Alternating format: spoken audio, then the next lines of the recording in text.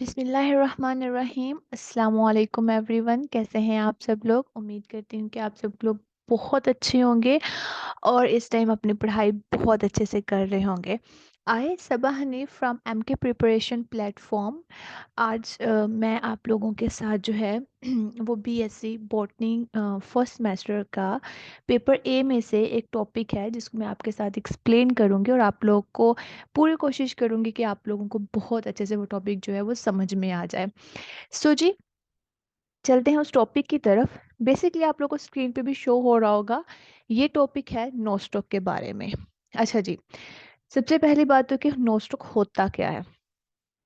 तो भाई, नोस्टॉक जो है ना, एक तो हम नोस्टॉक को ब्लू ग्रीन एलजी भी कहते हैं और इसके अलावा हम स्टार जेली भी कहते हैं। ये इसके कॉमन नेम है, सो हम इनको उन नेम से भी प्रोनाउंस कर सकते हैं। Nostoc also called a blue green LG plus star jelly.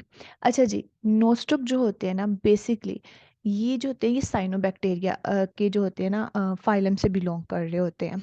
इसका मतलब ये हो गया कि अगर ये साइनोबैक्टीरिया से बिलोंग कर रहे हो दैट्स मीन कि they have a role in photosynthesis. क्यों? क्योंकि जितने भी साइनोबैक्टीरिया होते हैं they are oxygenic photosynthetic bacteria. इसका मतलब है कि इनका फोटोसिंथेसिस के अंदर रोल पाया जा रहा होता है। चलिए जी, नोस्ट्रो को अब स्टार्ट करते हैं। अच्छा, मैंने जो है ना वो इसके सारे के सारे जितने भी पॉइंट्स हैं या जितने भी लेवल मैंने रखे हैं वो मैंने बीएससी की उस बुक को पॉइंट ऑफ उसको अपने जो है ना व्यू में रखते हुए उनके सारे पॉइंट्स को ये स्लाइड्स जो हैं वो प्रिपेयर की हैं, लेकिन उनको बहुत ही ब्रॉडली और इजी वे में आप लोग को समझाने की कोशिश की है। बस आप लोगों ने क्या करना है कि थोड़ा सा फोकस करना है, इंशाल्लाह आप लोगों को सब समझ में आ जाना है कि भी नोस्टिक एक्चुअली में है क्या चीज़।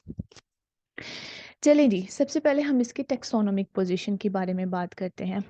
टेक्सोनोमिक पोजीशन जब भी हम किसी की बताते हैं उसके अंदर हम जो है टोटल 6 चीज़ें जो हैं, 6 पॉइंट्स जो हैं उनको हम एक्सप्लेन कर रहे होते हैं और उस 6 पॉइंट्स में हमारे पास उनका kingdom, phylum, class, order, family and genus जो है वो आ रहा होता है। अब जी, हमारे नोस्ट्रो के किंगडम जो है वो बैक्टीरिया है। बेसिकली नोस्ट्रो एक बैक्टीरिया है, साइनोबैक्टीरिया है। अभी मैंने आप लोग को बताया है ना कि नोस्ट्रो एक साइनोबैक्टीरिया है, मतलब कि वो फोटोसिंथेटिक है अपने परफॉर्मेंस के हिसाब से। क्लास जो है इसकी वो साइनोफाइसी है। Order Nostocales, family Nostocaceae and genus नोस्टक।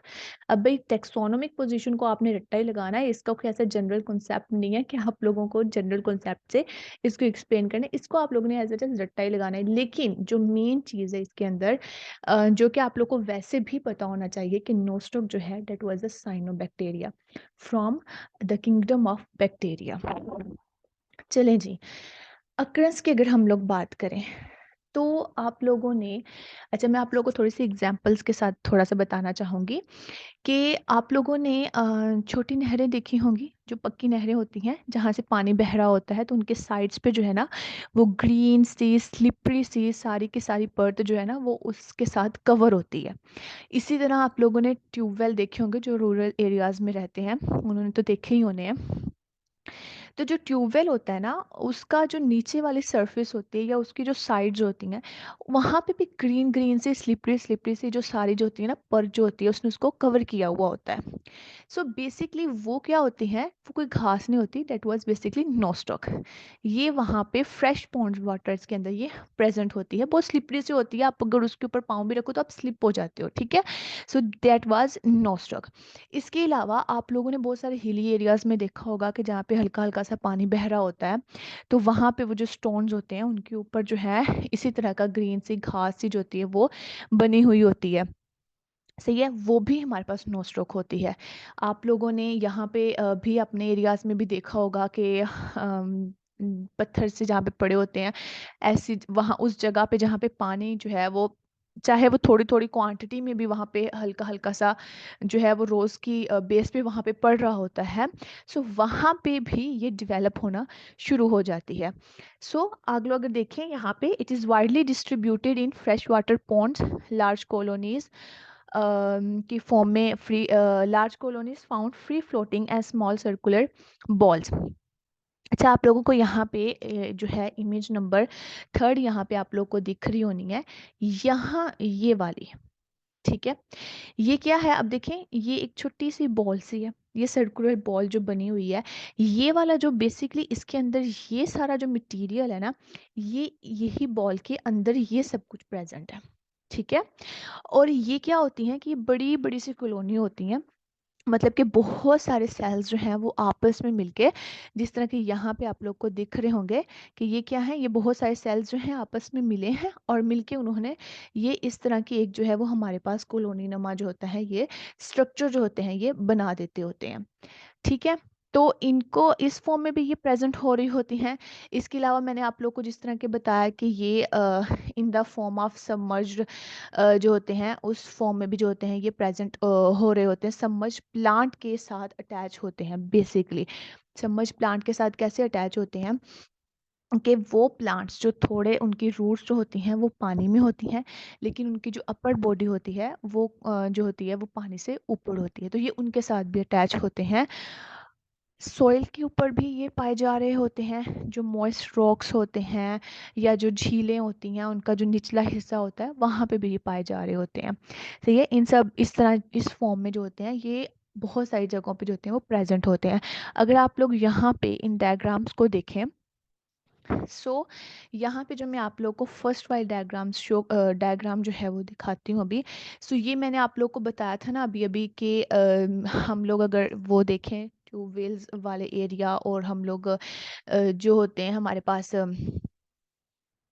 जो अभी छोटी नहरें वगैरह का मैंने आप लोग को बताया, सो उस तरह के फॉर्म में जो होते हैं ये वहाँ पे प्रेजेंट होते हैं और इस फॉर्म में होते हैं।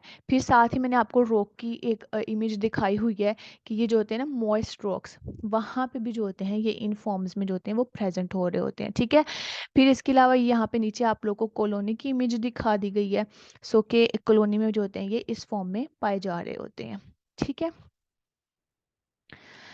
अच्छा जी, उसके बाद हम नेक्स्ट स्लाइड की तरफ चलते हैं। ये इसकी अक्रेंस हो गई।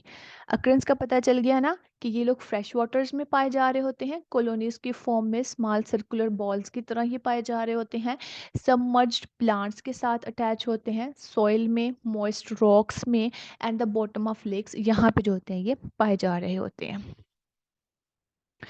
अच्छा जी, उसके बाद हमारे पास नेक्स्ट जो पॉइंट आता है वो ये बताते हैं कि नोस्टॉक जो है ये जो है वो नाइट्रोजन फिक्सेशन में रोल प्ले कर रही होती है, ठीक है। नोस्टॉक का नाइट्रोजन फिक्सेशन में एक अच्छा खासा रोल पाया जाता है। देखो, नोस्टॉक जो होती है ना बेसिकली ये कुछ प्लांट्स के साथ जो होती है सिम्बियोटिक एसोसिएशन के जरिए भी अटैच होती है। सिम्बियोटिक एसोसिएशन क्या होती है, अब किसी होस्ट के साथ आपने जाके अटैच हो जाना, उसको फ़ायदा देना या उससे फ़ायदा लेना और बरक्स उसको भी कुछ देना, ठीक है। That was called a symbiotic relationship. So Nostoc क्या करती है, ये भी कुछ प्लांट्स के साथ जो होती है ना सिम्बियोटिक एसोसिएशन बना लेती है। एग्जाम्पल आपके पास हॉर्नवर्थ की होती है, ठीक है, कि हॉर्नवर्थ के साथ नोस्टॉक जाके क्या करती है, अपना एसोसिएशन क्रिएट कर लेती है। उसके बदले में अब नोस्टॉक ने उसके साथ अपना एसोसिएशन बनाया है, मीन के हॉर्नवर्थ क्या है, होस्ट है। अब नोस्टॉक को कुछ तो देना है उसको, तो नोस्टॉक क्या करती है, उसको नाइट्रोजन प्रोवाइड कर रही होती है। अब जी नोस्टॉक नाइट्रोजन प्रोवाइड करती कैसे है, मतलब कि नोस्टॉक के पास बेसिकली ऐसा क्या है कि जिसके ज़रिए से वो नाइट्रोजन जो है उसको प्रोवाइड कर रही है, वो नाइट्रोजन फिक्सेशन में अपना रोल प्ले कर रही है। हेट्रोसिस्ट, हेट्रोसिस्ट ऐसे सेल्स होते हैं जो कि नोस्टो के पास प्रेजेंट है, ठीक है। और ये सेल्स क्या करते हैं, ये नोस्टो को हेल्प करते हैं कि भाई जाओ तुम प्रोवाइड करो नाइट्रोजन को, हम तुम्हें हेल्प करते हैं कि तुम उसको जाके नाइट्रोजन प्रोवाइड करो। सही है। करते किस तरह है कि जो हेट्रोसिस सेल्स होते हैं इनके पास एक एंजाइम होता है नाइट्रोजिनेज, ठीक है। और नाइट्रोजिनेज का काम ही ये है कि उसने इसका एक स्पेसिफिक ये काम है कि इसने एटमॉस्फेरिक नाइट्रोजन को अमोनिया में कन्वर्ट कर देना है। और आपको पता है अमोनिया जो है अगर तो वो फ्री फॉर्म में प्रेजेंट है तो उसने देनी है सॉइल को नाइट्रोजन, और अगर वो किसी प्लांट के साथ एसोसिएशन में है तो उसने प्लांट को नाइट्रोजन प्रोवाइड करनी है। सही है। तो इस तरह से जो हेट्रोसिस्ट हैं वो नाइट्रोजन फिक्सेशन में नोस्टो के साथ मिलकर जो है रोल प्ले कर रहे होते हैं। अगर आप इस स्लाइड को देखें तो यहाँ पे फर्स्ट पॉइंट मैंने लिखा है Nostoc symbiotically attached with plants for example hornworts and providing nitrogen to its host. ठीक है, Nostoc plays an important role in nitrogen fixation through heterocyst. ये नीचे मैंने जो है वो डायग्रामेटिकली जो है वो थोड़ा सा एक्सप्लेन करने की कोशिश की है कि किस तरह जो है वो हेट्रोसिस्ट है। हेट्रोसिस्ट के पास जो एंजाइम प्रेजेंट होता है नाइट्रोजिनेज, वो एंजाइम क्या करता है, आगे एटमॉस्फेरिक नाइट्रोजन को अमोनिया में कन्वर्ट करता है, और वो अमोनिया अगर वो फ्री फॉर्म में होगा तो वो किसको नाइट्रोजन देगा, वो सॉइल को नाइट्रोजन देगा। लेकिन अगर वो फ्री फॉर्म में नहीं है, मतलब कि वो किसी और के साथ एसोसिएट है, सबमर्ज्ड है, तो इसका मतलब है उसने नाइट्रोजन देनी है प्लांट्स को। होप सो आप लोग को ये पॉइंट बहुत अच्छे से क्लियर हो गया होगा। ठीक है, चलें जी नेक्स्ट चलते हैं।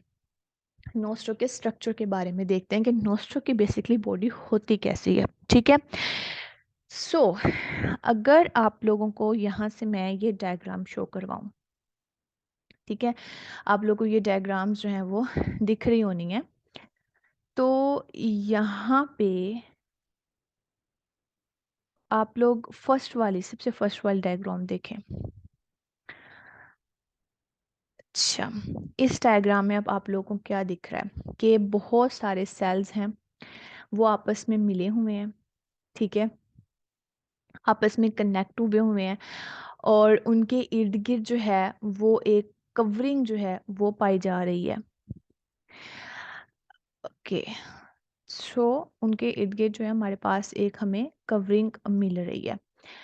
तो जी अब अगर आप लोग देखें तो इस minute, I am really sorry, मुझे यहाँ पे एक minute, I will just point out कि किस तरह जो है ना वो कवरिंग आप लोग, अच्छा ये देखें, अब ये देखें यहाँ पे, ये देखें ये सेल्स हैं। ठीक है, ये वाले सारे सेल्स हैं, ये आपस में क्या हुए हैं, ये अटैच्ड हुए हुए हैं। ठीक है, और इनके इर्द गिर्द ये आप लोग को छोटी छोटी सी ये लाइनिंग्स जो हैं ये दिख रही होंगी, ये जिसको म्यूसिलीजेनियस शीट का जो है वो नेम दिया गया है। सो बेसिकली ये इनके इर्द गिर्द कवरिंग होती है, एक प्रोटेक्टिव कवरिंग होती है, जिन्होंने इसको जो है वो प्रोटेक्ट किया होता है। ठीक है, और ये दरमियान में आप लोगों को ये जो ब्लू से कलर के यहाँ पे दिखाए हुए हैं, ये हमारे पास हेट्रोसिस्ट है, और हेट्रोसिस्ट का भी मैं आप लोग को पीछे जो है ना वो फंक्शन एक्सप्लेन करके आई हूँ कि बेसिकली ये होते क्या है। अच्छा, अगर हम इसकी प्लांट बॉडी की बात करें, सो यहाँ प्लांट बॉडी नोस्ट्रक्स जो होते हैं वो क्या होते हैं जी, प्रोकैरियोटिक होते हैं। ठीक है, Nostoc they all are prokaryotic and grouped with bacteria. सही है, और अब प्रोकैरियोटिक कौन से होते हैं, आप लोग को पता है, जिनके पास जो होते हैं वाजे न्यूक्लियस जो होता है वो नहीं होता, उनको हम प्रोकैरियोटिक कहते हैं। तो ये प्रोकैरियोटिक होते हैं और इन्होंने बैक्टीरिया के साथ अपनी ग्रुपिंग की हुई होती है। ठीक है, और हम इनको कौन सी क्लास में रखते हैं, साइनोबैक्टीरिया की क्लास में रख रहे होते हैं। और मैंने आपको वही चीज़ बताई कि साइनोबैक्टीरिया जो होते हैं उनका फोटोसिंथेसिस में जो होता है वो रोल होता है। सो नोस्ट्रक आर फोटोसिंथेटिक इन नेचर। इसके बाद जी बताया है कि इनका जो थैलस होता है that was like a trichome which are uniseriate and twisted. Trichome की फॉर्म में होता है किस तरह, और वो यूनिसेलुलेट होता है और ट्विस्टेड होता है। अब अगर आप लोग यहाँ पे ये वाली डायग्राम देखें, ठीक है, फर्स्ट वाली, तो ये क्या है, ये ट्राइकोम है। बेसिकली ट्राइकोम क्या होते हैं, जब बहुत सारे सेल्स जो हैं वो आपस में मिल के एक ग्रुप सा बना देते हैं, उसको हम ट्राइकोम कहते हैं। ठीक है, तो इसी तरह ये भी बहुत सारे सेल्स जो हैं वो आपस में मिले हुए हैं, और इनको हमने किस चीज़ का नेम दे दिया कि ये ट्राइकोम है। सेकेंड पॉइंट था कि ये यूनिसीरिएट होते हैं। यूनिसीरिएट मतलब कि अगर आप लोग इस पे गौर करें तो ये एक ही रो में जा रहे हैं। ऐसा नहीं है कि अगर एक सेल यहाँ पे अटैच है तो दूसरा जो है वो उसके साथ कहीं और पॉइंट पे अटैच होगा, नहीं, सारे के सारे सेल्स एक ही सिंगल पॉइंट पे आपस में मिलते हुए जा रहे हैं और एक लॉन्ग सी चेन जो है वो बना रहे हैं। थर्ड पॉइंट था ट्विस्टेड। ट्विस्टेड से मुराद कि ये आपस में ऐसा नहीं है कि वो सिंगल ऐसे ही एक लाइन में अरेंज हो रहे हैं, नहीं, बल्कि वो एक ट्विस्ट की फॉर्म में अरेंज हो रहे हैं। ये कभी भी सीधे नहीं होते, ठीक है, सिंगल फॉर्म में स्ट्रेट नहीं होते, बल्कि एक ट्विस्ट की फॉर्म में जो होते हैं ये वहाँ पे प्रेजेंट होते हैं। सही है, फिर उन्होंने ये बताया है कि प्रोमिनेंट कंस्ट्रक्शन बिटवीन सेल्स। इसका क्या मतलब है जी, प्रोमिनेंट कंस्ट्रक्शन का क्या मतलब है, अगर आप लोग यहाँ पे दो सेल्स को गौर से देखें तो आप लोग जो हैं यहाँ पे आप लोग को पता चल रहा होगा कि ये देखें यहाँ पे इस पॉइंट को, ये एक सेल का ये वाला पॉइंट है, ये वाला, ठीक है। और जो ये दूसरा सेल है ये इसके साथ अंदर की जानिब इसके अंदर धंसा हुआ है, मतलब आपस में इन्होंने कंस्ट्रक्ट किया हुआ है एक दूसरे को।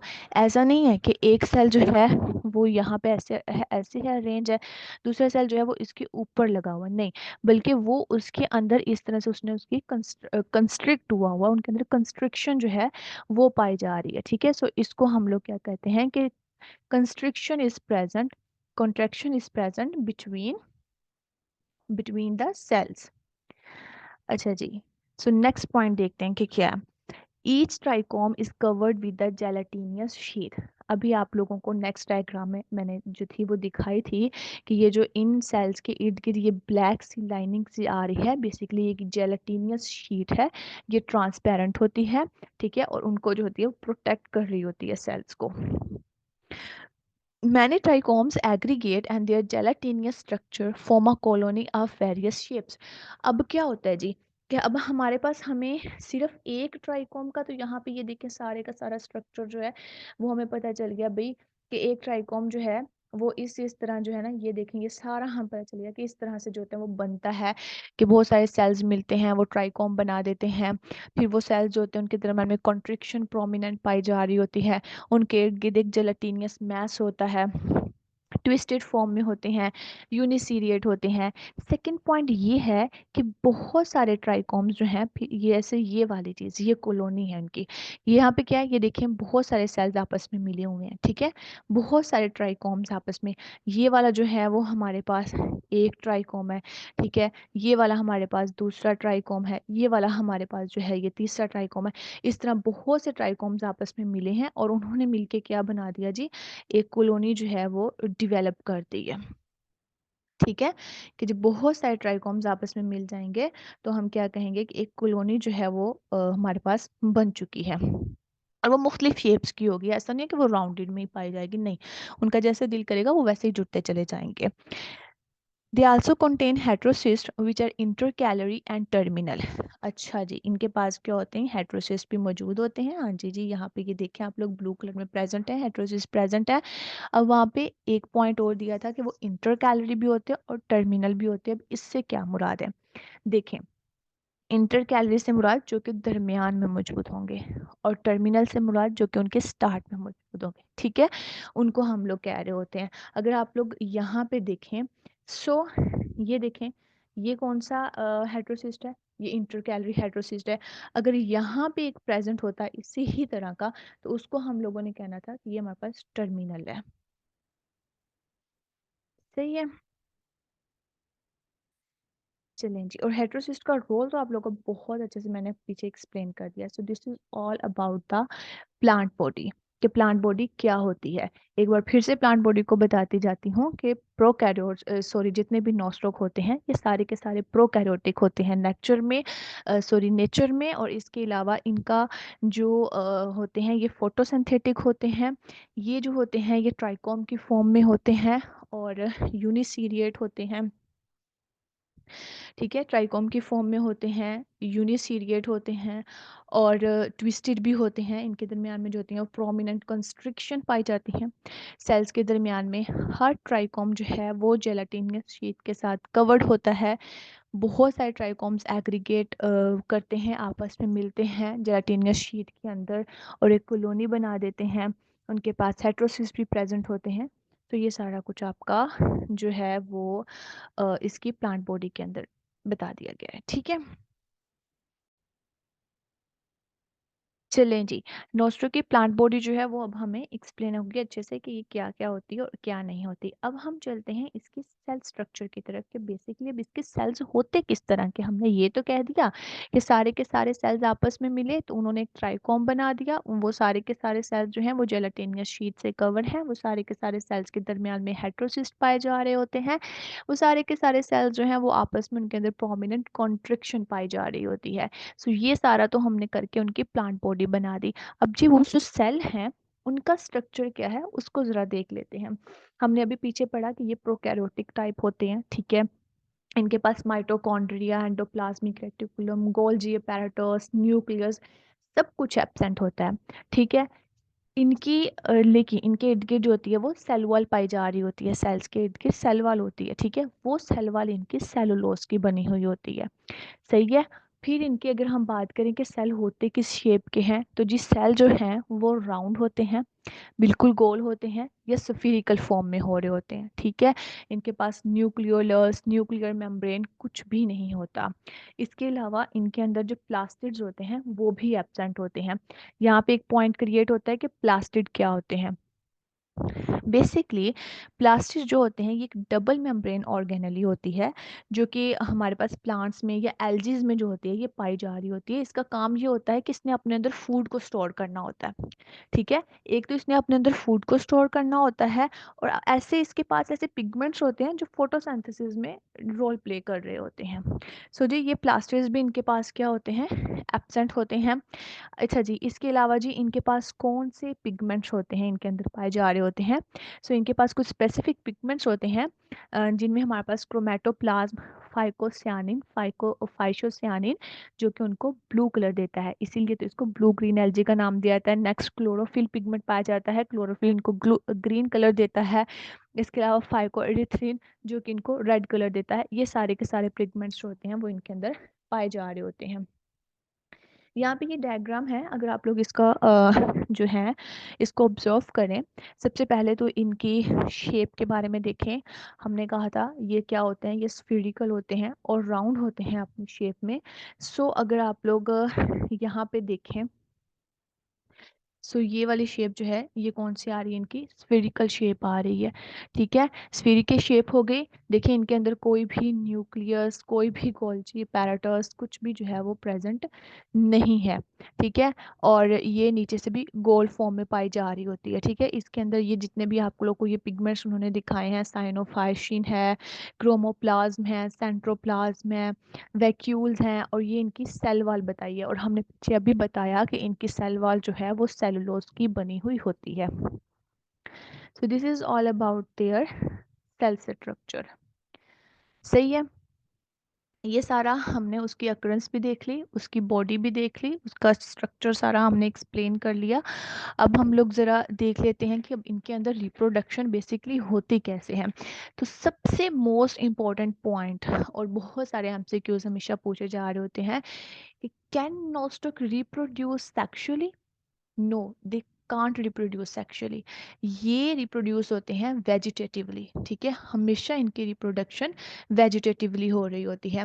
और इनके 5 पॉइंट्स माने जाते हैं रिप्रोडक्शन के अंदर, आप लोग को यहाँ पे स्क्रीन पे भी दिख रहे होंगे।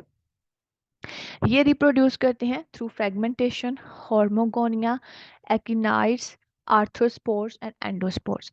इनके ज़रिए से इनकी रिप्रोडक्शन हो रही होती है, ठीक है। इन सारे स्टेप्स को जो है ज़रा हम वन बाय वन अगर एक्सप्लेन करें कि भाई ये कैसे हो रहा होता है, तो फ्रेगमेंटेशन की अगर सबसे पहले हम लोग बात करें, देखिए बच्चे, कॉलोनी बन हमने पीछे देखा कि जब बहुत सारे ट्राइकोम्स आपस में मिले, उन्होंने क्या बना दी, एक कॉलोनी बना दी।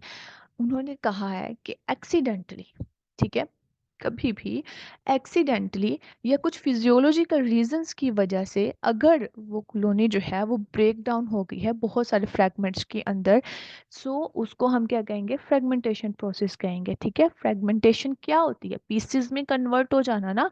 तो इसी तरह जब हमारे पास एक कॉलोनी है, उसके अंदर एक्सीडेंटली कुछ ऐसी प्रॉब्लम आ गई है कि वो कॉलोनी के अंदर जो ट्राइकोम्स हैं वो फ्रैगमेंट्स में कन्वर्ट हो गए हैं, एक दो तीन फ्रैगमेंट में कन्वर्ट हो गए हैं। अब हर फ्रैगमेंट क्या है, उसका अलग अलग काम है, और हर फ्रैगमेंट आगे से फिर से नई नई कॉलोनीज में डिवेलप हो गया। तो उसने क्या की, रिप्रोडक्शन की ना, कि उसने फिर से न्यू कॉलोनी डिवेलप कर दी। नेक्स्ट पॉइंट हमारे पास आ जाता है हॉर्मोगोनिया। हॉर्मोगोनिया रिप्रोडक्शन का सबसे कॉमन मेथड माना जाता है। इसके अंदर भी होता क्या है, इसके अंदर क्या होता है कि ड्यू टू हेट्रोसिस्ट, और वेजिटेटिव सेल्स डीजनरेशन, मतलब कि अगर हेट्रोसिस्ट और वेजिटेटिव सेल्स वहाँ से अलैदा हो जाएं तो फिलामेंट क्या होते हैं, वो छोटे छोटे टुकड़ों में ब्रेक डाउन हो जाते हैं, जिसको हम हॉर्मोगोनिया कहते हैं। और फिर वो आगे से न्यू फॉर्म्स में जो होते हैं वो डिवेलप होना जो होते हैं वो स्टार्ट हो जाते हैं। अगर आप लोग यहाँ पे ये नीचे एक डायग्राम जो है इसको आप लोग देखें यहाँ पे ये वाली। अब ये हमारे पास क्या है, ये पूरे का पूरा एक ट्राइकोम है, ठीक है। ये हमारे पास सारे का सारा एक जो है ट्राइकोम है। ये जो इसके ऊपर ये वाला है, ये हमारे पास लगा हुआ है हेट्रोसिस्ट, ठीक है। क्या हुआ कि ये वाले जितने भी वेजिटेटिव सेल्स थे, ठीक है, ये जितने भी वेजिटेटिव सेल्स हैं या ये जो हेट्रोसिस्ट है, इनके अंदर क्या हुई, डीजनरेशन हुई, ठीक है।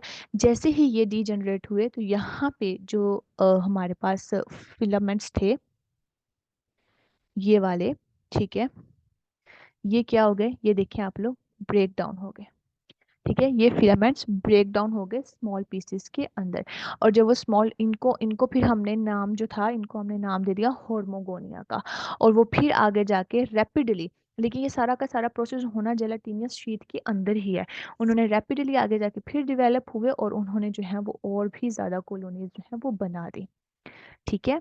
होप सो कि आप लोग को ये पॉइंट क्लियर हुआ होगा कि फॉर एग्जाम्पल ये हमारे पास जो है एक स्ट्राइकोम है, ठीक है। ये हमारे पास क्या है, एक ट्राइकोम है, इसको टी से शो कर देते हैं। अच्छा जी, अब इनके अंदर क्या हुई कि हेट्रोसिस्ट और कुछ जो वेजिटेटिव सेल्स थे उनकी डीजनरेशन हो गई। तो ये क्या हुआ, ये दो स्मॉल पीसेस में जो था ना, ये वाला पूरे का पूरा ट्राइकोम जो था, ये इस तरह से स्मॉल पीसेस में जो था ये फ्रैगमेंट्स में कन्वर्ट हो गया। इन फ्रैगमेंट्स को हमने नाम दे दिया होर्मोगोनिया का, ठीक है, इन फ्रैगमेंट्स को। अब क्या करेंगे कि ये जो फ्रैगमेंट्स हैं दोनों, ये अलग अलग से नेक्स्ट अपनी अपनी अलग अलग जो हैं वो कॉलोनीज जो हैं वो डेवलप करना जो है स्टार्ट कर देंगे। सही हो गया। होप सो कि आप लोगों को ये वाला जो होगा ना वो अच्छे से क्लियर हो गया होगा। अच्छा जी, ये हमारा सेकंड पॉइंट था जो कि हमारे पास क्लियर हो गया। अब हम लोग चलते हैं नेक्स्ट पॉइंट की तरफ, जो कि है हमारे पास akinetes, akinetes, sorry akinetes, that's my mistake to pronounce, मैंने इसको गलत कर लिया, दे आर अकाइनेट्स। सबसे पहले तो इस फर्स्ट वाले को इरेज कर दें ताकि आप लोगों को जो है ना वो कुछ भी कंफ्यूजन ना हो इसके अंदर। अच्छा जी, अब अकाइनेट्स के अंदर क्या होता है, अकाइनेट्स जो होते क्या है, तो बच्चे अकाइनेट्स जो है ना वो क्या होता है कि आपका जो नॉर्मल सेल है, ठीक है, आपका नॉर्मल वेजिटेटिव सेल है, वो सेल जब अपने साइज से ज्यादा ग्रो कर गया है, ठीक है, तो उसको हम क्या कह देते होते हैं, अकाइनेट्स कह देते हैं। मतलब कि वो अपने साइज से ज्यादा ग्रो कर गया है, ठीक है।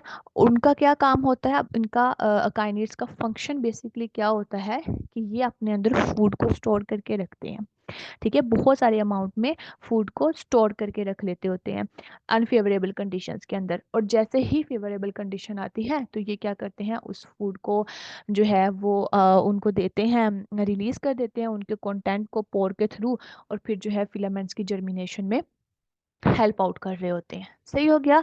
सो बेसिकली अगर आप लोग यहाँ पे ये देख रहे होंगे, आप लोग को दिख रहा होना है, ये हमारे पास जो है ना ये एक नाइट है, ठीक है, ये आप हमारे पास एक नाइट है। ये क्या हुआ, ये हमारे पास नॉर्मल वेजिटेटिव सेल्स थे जो कि हेट्रोसिस्ट के बेसिकली जो होते हैं ना करीब होते हैं। यहाँ पे आप लोग देख रहे होंगे ये वाले डायग्राम के अंदर ये हमारे पास हेट्रोसिस्ट बना हुआ, उसके साथ वाले ये जो दो सेल्स हैं ये एक्नाइट्स, उन्होंने कह दिया कि ये नॉर्मल सेल थे बस ये अपने साइज में ज़्यादा ग्रो हो गए हैं, तो इनको उन्होंने एक्नाइट्स का नाम दे दिया। इनकी जो सेल वॉल होती है ना वो एक्सट्रीम थिक होती चली जाती है, ठीक है, बहुत अच्छे से ये मतलब कि अपने आप को ऐसे प्रोटेक्ट कर लेते हैं कि अनफेवरेबल कंडीशन के अंदर अच्छे से सरवाइव कर सके, और फिर अपने अंदर फूड को स्टोर किए रखती है। जैसे ही फेवरेबल कंडीशन आती है ये उस कंटेंट को रिलीज कर देती है पोर के थ्रू और जर्मिनेशन में हेल्प आउट करवाने लग जाती है, ठीक है। और ये जो हमारे पास जो नेक्स्ट पॉइंट है ना हमारे पास आर्थ्रोस्पोर, इसी की रिप्रोडक्शन के अंदर, ठीक है ना, फोर्थ पॉइंट जो है हमारे पास वो आर्थ्रोस्पोर बच्चा, यही जो अक्नाइड्स के अंदर फूड स्टोर होती है ना इसी को आर्थ्रोस्पोर कह रहे होते हैं। ठीक है, इस पॉइंट को अच्छे से आप लोगों ने जो है वो क्लियर आउट करना है कि अकाइनिड्स और आर्थ्रोस्पोर्स में डिफरेंस क्या है।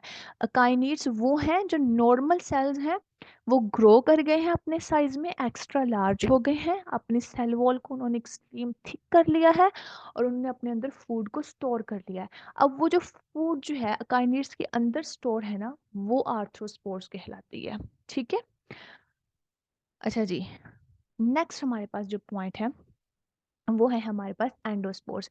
एंडोस्पोर्स क्या होते हैं और एंडोस्पोर्स के जरिए से जो है वो जर्मिनेशन जो है वो कैसे होती है। ठीक है, सो अगर आप लोग को देखा हूँ कि क्या होता है कि हेट्रोसिस्ट होता है बेसिकली।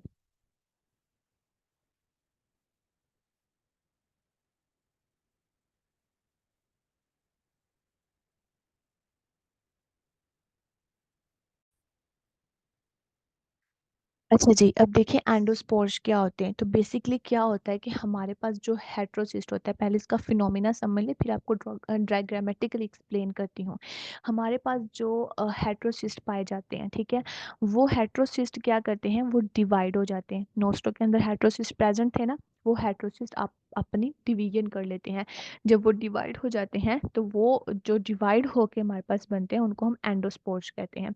वो एंडोस्पोर्स आगे जाके वो रिलीज होते हैं और न्यू एक फिलामेंट की फॉर्म में डिवेलप हो जाते हैं, जिसको हम ट्राइकोम कहते हैं। और वो ही ट्राइकोम जो है वो हमारे पास बेसिकली प्लांट बॉडी है नोस्टॉक की। सही है, अगर आप लोग यहाँ पे ये डायग्राम देखें, ये वाली, ये हमारे पास है हेट्रोसिस्ट।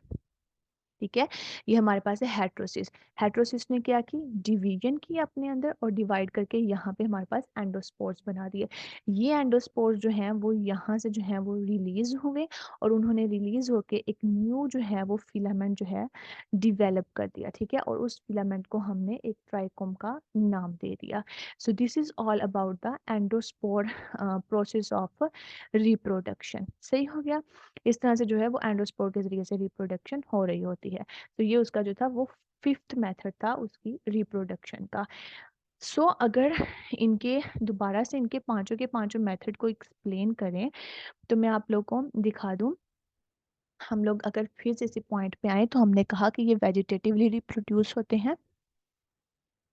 5 जो हैं वो इनके पॉइंट्स होते हैं इनकी रिप्रोडक्शन के: fragmentation, hormogonia, akinetes, arthrospores and endospores.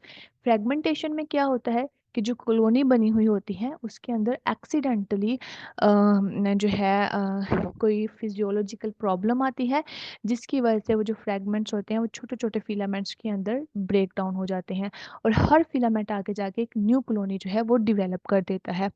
Second point hormogonia था। हॉर्मोगोनिया में भी बिल्कुल इसी तरह क्या होता है कि हमारे पास जो फिलामेंट होता है, ठीक है, जो एक हमारे पास फिलामेंट होता है उसमें क्या होता है कि ड्यू टू हेट्रोसिस्ट और वेजिटेटिव सेल्स की डीजनरेशन की वजह से वो फिलामेंट ब्रेक डाउन हो जाता है छोटे छोटे पार्ट्स में, और वो छोटे छोटे पार्ट्स आगे जाके नेक्स्ट न्यू कॉलोनीज डिवेलप कर देते हैं। नेक्स्ट अकाइनेट्स होता है। अकाइनेट्स का फिर हमने वही बताया कि नॉर्मल सेल जो है वो एक्स्ट्रा लार्ज जब ग्रो कर जाता है तो उसको जो है हम लोग कहते हैं कि वो अकाइनेट बन जाता है। ठीक है, extra large normal cell, growth of normal cell extra large इसका अकाइनेट्स, और वो अपने अंदर फूड को स्टोर किए हुए रखता है, और वो जो फूड को अपने अंदर स्टोर करता है बेसिकली उसी को हम आर्थ्रोस्पोर्स कह रहे होते हैं। लास्ट पॉइंट हमारे पास आ जाता है एंडोस्पोर। एंडोस्पोर्स में क्या होता है कि आपके जो हेट्रोसिस्ट है वो डिवाइड होता है, डिवाइड होके एंडोस्पोर्स बना देता है। वो एंडोस्पोर्स वहाँ से जब जेलेटिनियस शीथ में से रिलीज होते हैं तो वो एक न्यू फिलामेंट की फॉर्म में जो होते हैं वो वहाँ से रिलीज आउट हो जाते हैं और निकल जाते हैं। ठीक है, सो ये सारे के सारे 5 मेथड्स थे इसकी रिप्रोडक्शन के। सो जी, होप सो कि आप लोग को ये टॉपिक बहुत अच्छे से क्लियर हो गया होना है। इसी के एंड पे आप लोग के लिए कुछ एमसीक्यूज रखे हैं, ये आप लोगों का सेल्फ टेस्ट है। आप लोगों ने इसको खुद जो है वो करना है और देखना है कि इसके जरिए आप लोग को अंदाजा हो जाना है कि भी हमें टॉपिक समझ आया है या नहीं आया। ठीक है, सो जी ये सारा कुछ था जो कि हमारा था नोस्ट्रो के बारे में, जो कि हमने डिटेल से एक्सप्लेन कर लिया है। उम्मीद करती हूँ कि आप सब लोग को ये बहुत अच्छे से समझ आ गया होगा। आप लोगों ने इस पे थोड़े से तवज्जो देंगे ना और थोड़ी सी तवज्जो के साथ करेंगे ना, तो ये बहुत ईजी टॉपिक है, आप लोग को बहुत अच्छे से और इजीली जो है ना ये समझ आ जाएगा। चलिए जी, मुझे दीजिए इजाज़त। अल्लाह हाफिज़। Thank you so much.